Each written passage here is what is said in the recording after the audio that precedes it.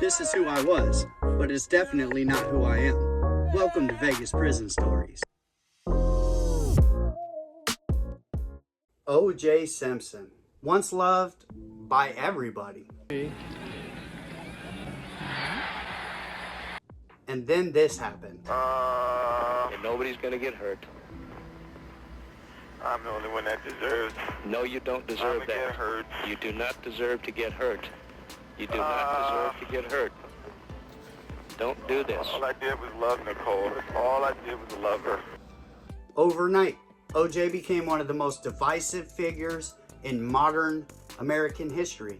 Either people loved him and backed him, or hated him and villainized him. There was no in between. There probably still is no in between. It all changed for him.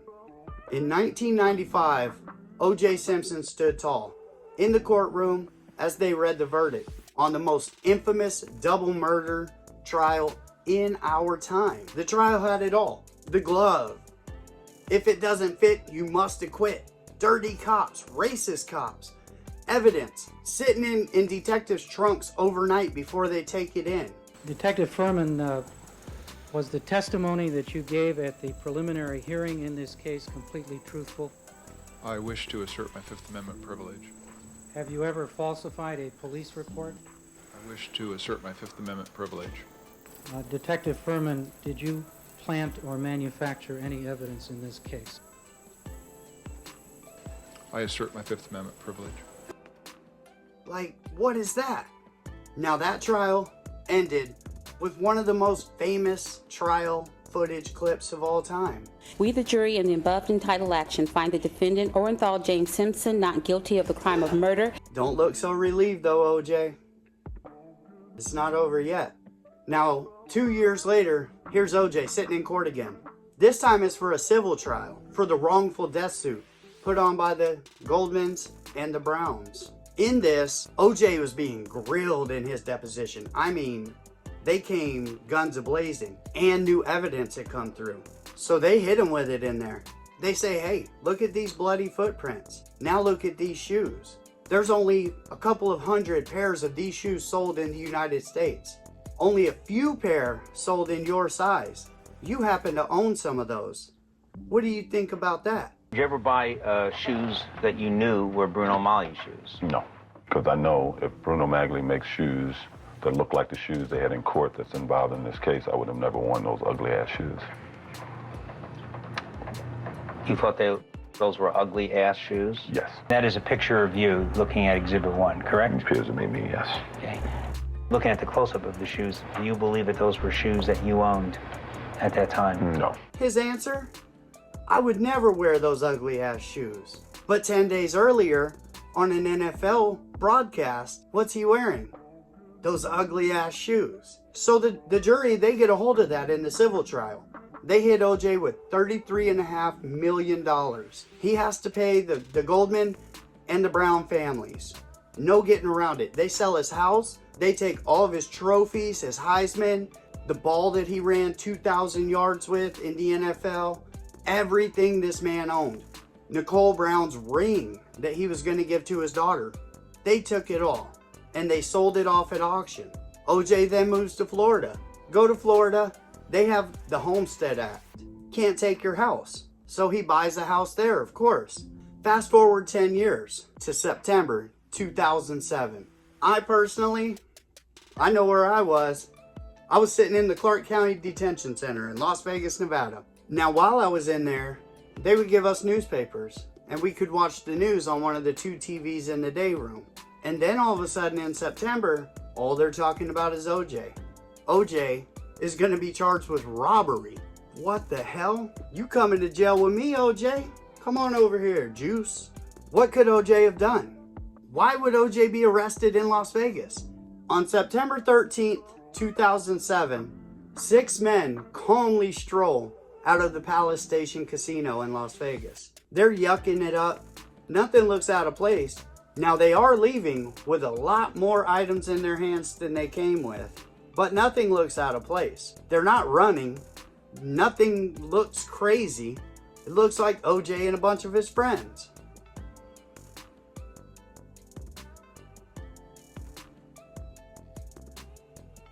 Now, what had just happened in room 1203 of the Palace Station was forever going to change the life of all 6 of the men that are caught on this footage. So OJ had flown in just 2 days earlier. His friend Tom Scotto was getting married, and OJ was to be the best man at his friend's wedding. Seems like a good time. They're partying. They're partying for days. Then Tom Riccio comes along to OJ and says, "Hey, Juice, I know where some of your memorabilia is. I know where some of the auctioned off stuff that you used to own that was taken from you is." Tom Riccio, he had gotten a phone call from 2 sports memorabilia dealers saying that they had some of OJ's stuff from his trophy room. So OJ tells Riccio, "Hey, that's not memorabilia, bro. That's my life. That's my stuff. They took it from me so that they could satisfy this $33.5 million thing, but that's my stuff." So Riccio says, "I'll meet you at the Palms. We'll talk about this." This Riccio cat, he's the one who starts it all off. He's the one who's like calling OJ, letting him know OJ was just there for a wedding. So Simpson also calls his friend Charlie Ehrlich, right? I think I'm saying that right. I don't really give a shit. So Simpson's friend Charlie Ehrlich is also in town for this wedding. So Simpson calls him. Riccio's coming over to the Palms to talk to him, and Ehrlich's going to be there. Simpson asks Ehrlich, "Hey, I need you to pose as the buyer. We're going to set something up. Riccio's going to call these dudes. You go over there and just see what's there. I just need to know what's there." As this is happening, OJ's other friend, Walter Alexander, is landing in Las Vegas. So as soon as he lands, OJ calls him, says, "You need to come to the Palms right now." Now with Walter Alexander is his friend, Michael McClinton, who also happens to be like a security company owner. You know, I guess they probably do bodyguarding, things like that. So Alexander comes right over to the Palms. He comes in just as Riccio and OJ are done talking.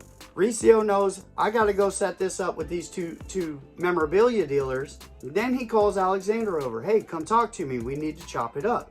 They small talk for a minute. And then OJ says, "I know where my stuff is. I need to go get it. Can you get some heat?" Walter Alexander didn't speak up at that point, but his boy did. Michael McClinton says, "Hey man, I own a bodyguarding company. I got heat on me right now." So he gives one to Alexander. Now those two got some pals, and OJ's putting this whole thing together. Now McClinton did ask OJ, "Well, what if they called the police?" OJ reportedly told him, "For what? Taking my own stuff back? Fuck the police." OJ's wild, bro. That dude just don't care. He thinks, well, he thought. He knows better now. So OJ then, the next day, arranges to get everybody over to the Palace Station, right? The meeting is set. Ehrlich's going to go in. He's going to check it all out, see what's there, and report it back to OJ. Now, Clarence C.J. Stewart, he claims he had just pulled up to the Palms, and OJ just jumped in his car with another man. And OJ said, "Oh man, I got 15 minutes. I got to get to the Palace Station. They got my stuff. I don't need you to do anything. You stay in the car. Just don't leave me there." Now, C.J. Stewart, he has his friend Charles Cashman in the car with him at the time. So now it's C.J. Stewart, Charles Cashman, OJ, and Charlie Ehrlich, the man who's actually supposed to meet with these guys. They beat feet on over to the Palace Station where they're going to meet Riccio and they're going to meet McClinton and Alexander, who got their own little pals. Now, Ehrlich testified against OJ. He says he got out of the car when OJ got there, and Cashmore, C.J. Stewart's friend, got out of the car. None of these people really know each other. That's the wild thing about it. OJ literally put together this whole heist with a bunch of weirdos that don't even know each other. Now, Ehrlich testifies in court. He says, "My job was to go upstairs, see what was there." But then he says, when he looked down the hallway, to his surprise, there's OJ, 2 dudes with pals, and another guy. And they were coming right towards where he's at. If you ask me, come on, bro. They're making OJ sound like he's just some sort of secret super agent ninja or something. Like that dude just showed up in my car, so I drove him to Palace Station. Then I was going to see what was in the room, and OJ just showed up. Like, what is this dude? transporting and shit. Come on, bro. Y'all knew what the plan was. Everybody shit on OJ. Everybody let OJ down on this one. Now, McClinton later testified against OJ that OJ told him, show him the firearm and look menacing. Bro, nobody talks like that. Get out of here. That's prosecutor talk right there. Get out of here. So it's on. Ehrlich knocks on... Ehrlich. God, I can't get used to that name. That idiot knocks on the door. The dealer's thinking that they got some kind of a sports memorabilia deal going down. Of course they open the door. They have everything laid out nice on the bed. Well, here comes 6 dudes just rushing in. Can you imagine? Can you imagine you're trying to sell OJ stuff that was auctioned off from his house? And here's OJ and 2 dudes holding, heat. And then, 3 other big dudes. Bro, what kind of buzzard luck is that? My God, bro. Get out of here. I'd be like, OJ, can you sign some of this shit? Now, at that time, one of the dealers makes a move. Like he's going under the mattress. So Stewart rushes him, pins him against the wall, right? They take the phones. The 2 dudes that are holding the firearms are the 2 dudes who are also collecting all of the items. Like, that tells you what kind of circus that is right there. You have 6 men. 2 have pow-pows. Those are the 2 that you got picking stuff up too? Wouldn't you want them just watching? I don't know. Street 101. It's an ignorant plan. These dudes, fucking clowns. So OJ tells them, pack it all up, let's get out of here. And they stroll right on out of there with pillowcases and boxes full of, they stole everything. Not just OJ stuff. We're talking like Pete Rose signed baseballs and Joe Montana signed footballs, and they took it all. It's all coming with me. Where I'm from, that's called armed robbery. Oh, I'm from Vegas. He's about to learn today. So Alexander is the one who pulled the cord out and took the cell phone. And when the cops asked him why, this dude says, because I didn't want them to call the cops. I needed enough time to get out of here and figure out what I was going to do about the terrible situation that I had just put myself in. Well, I mean, you can start by not going to a hotel armed with a dude who stood trial for double murder. You can start there. Get out of here. Y'all are doing too much. You came to Las Vegas. Now later that night, McClinton actually recorded OJ at dinner when they all went to dinner. And OJ is gloating about it.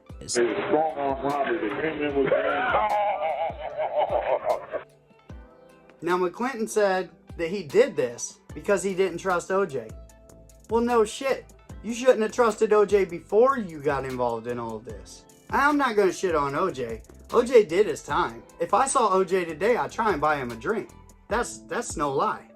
So you got these 2 dealers. They're sitting there, right? They're probably still trying to process exactly what happened. They just got robbed of all their OJ gear by OJ. So one of them runs downstairs. He goes to the front desk, tells security, I was just robbed at gunpoint by OJ Simpson. And they start laughing at him. So the cops finally show up. And they're talking to the cops. And they say, we were just robbed at gunpoint by OJ. And they start laughing at him. And they say, well, who helped him? Al Cowling? Now this is all obviously a hint towards Al Cowling, who was driving the Bronco in the infamous chase. OJ's best friend at the time, right? Cops got no chill, bro. Hey, don't mess around with Metro. Them dudes don't give a shit about nothing. Get out of here with OJ. Were the rest of the 1967 fucking Bills there too? Was the offensive lineman the one who held you against the wall? So the next day, police, they go. They find OJ and they question him, but they don't arrest him. Now Walter Alexander, on the other hand, he knew better. They found him in the airport trying to get on an airplane to get the hell out of there. He wasn't even going to go to the wedding. He knew what time it was. It was go time. I got to get out of here. Metro arrested him, trying to flee, basically. Took him and arrested him right then and there. They didn't arrest OJ. The next day, he was actually the best man in his friend's wedding. How y'all got the other dude, why didn't you arrest OJ? So they finally arrest OJ. 2 days after the incident, or 3 days, he gets assigned to Judge Nancy Glass. I was assigned to Judge Nancy Glass at the same time. So it was very well known. If you had a shot to get OJ, go ahead and take that shot. Would I have done it? It's hard to say. Me back then, I was a knucklehead. I probably would have. And that would have been a terrible thing for me. You get big charges when you beat up on old people in Nevada. He is an athlete. He'd probably stomp me out though. So there is that. Allegedly. So on October 3rd, 2008, a little over a year after all this started, OJ and CJ Stewart were both convicted on 12 counts, which include armed robbery, assault, and kidnapping. That's the big one that'll get you in Nevada. The only two men that went into this armed robbery armed both walked. They didn't serve any time in jail or in prison at all. They obviously went to jail to be booked, bailed out, all of that, but they never saw the inside of a Nevada prison. And that's Michael McClinton and Walter Alexander. That's a cold game right there. They're the ones who... I love Las Vegas. Don't go around Las Vegas messing around. Don't have a name. Jesus. You're going to prison, and the dudes who were armed? Nah, man. You go ahead and roll over on this dude. That's the one we want anyway. Make sense of that. Now, Charlie Ehrlich and Charles Cashmore also turned on OJ. And Tom Riccio, the dealer who called OJ and let him know all about it, called the dealers to set up the setup. He didn't even get charged. He got full immunity. That dude never even... It wasn't even an issue. It's this dude's fault this all happened. Had he not called OJ, none of this would have been put into play. Had he not called the dealers and set it up, none of this would be in play. And that dude just walked on it. So you have 6 men. 1 gets away, the other 3 testify, 2 go to prison. So OJ got 9 to 33 years by Judge Nancy Glass. God bless you, Nancy Glass. I know you're out there. I hope you watch this. You were a vicious judge. You were a mean woman sometimes. I saw you do things to people that did not deserve it. But then you put people like me away that did deserve it. But this OJ thing, and she said this, I mean... I'm not here to try and cause any retribution or any payback for anything else. Get out of here, Nancy. We don't believe that. We don't believe that. I've seen people get a lot less time for a lot more robberies in Las Vegas. Although 9 to 33. For 1 robbery though, geez, that's a lot. Now Clarence CJ Stewart, he got himself 7.5 to 27 years. So a little bit under what OJ got, right? Figure that out. Same case. Unreal. So both Stewart and OJ, of course they go through the appeal process. OJ's is flat out denied. Nope. Stewart, CJ Stewart, they actually granted him a new trial on his appeal. And he took an Alford plea. So after 27 months of being in, he was released after he took a deal for like robbery and the conspiracy that goes with it. Boom, CJ Stewart's out. But that dude he held his mud. He went to trial with OJ. He's the only one that did. The rest of them dudes ain't worth the shit. Now when OJ hit the yard, of course it was well known. If you can get OJ, you're going to get him. Nobody really had to worry about that. He was sent to Lovelock, which is like the cruise ship of prisons in Nevada. And he did all of his time there. And from what I hear, he was just fine. No problems at all. He was a model inmate. Actually, I hear he got himself a little stature while he was up there. And people kind of looked up to him. I can understand that. This dude seems to be able to get people to do what he wants them to do. He's very good at that, obviously. Now in 2017, after serving 9 years, OJ had already been paroled on a few of his charges, but now it was the big charge. He made his parole on the big charge, and he's out. OJ gets out, and he has to hang around Vegas because, you know, he's on parole in Nevada. Florida, I don't think would take him at the time. But OJ just got off parole. So he's done with this case completely. OJ doesn't owe anybody anything besides the Goldmans and the Browns. He still owes them that money. OJ, that's a lot of money, bro. You know, OJ, if you would just do one interview with, I don't know, one of them news channels and just come clean about everything that happened in 94, 95, man, I bet they'd pay off the Nicole Brown, Ron Goldman family. Is that worth $35 million to you, CNN? If I had $35 million, I'd pay OJ's stuff off for him to give me that. Oh my God. So that's what went down with OJ. That's how his case went down. That's messed up. I mean, he did put it all together, but it was brought to him. It's not like he flew into Vegas thinking, hey, I'm gonna go get my stuff.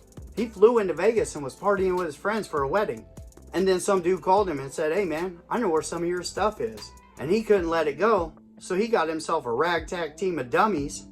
And they went over there and pulled off the not so spectacular heist of the century, you know, and got himself a decade for it. And he's gonna learn. I guess he ain't gonna learn. Thanks for coming to Vegas Prison Stories. I appreciate each and every one of you. And I hope you have an amazing night.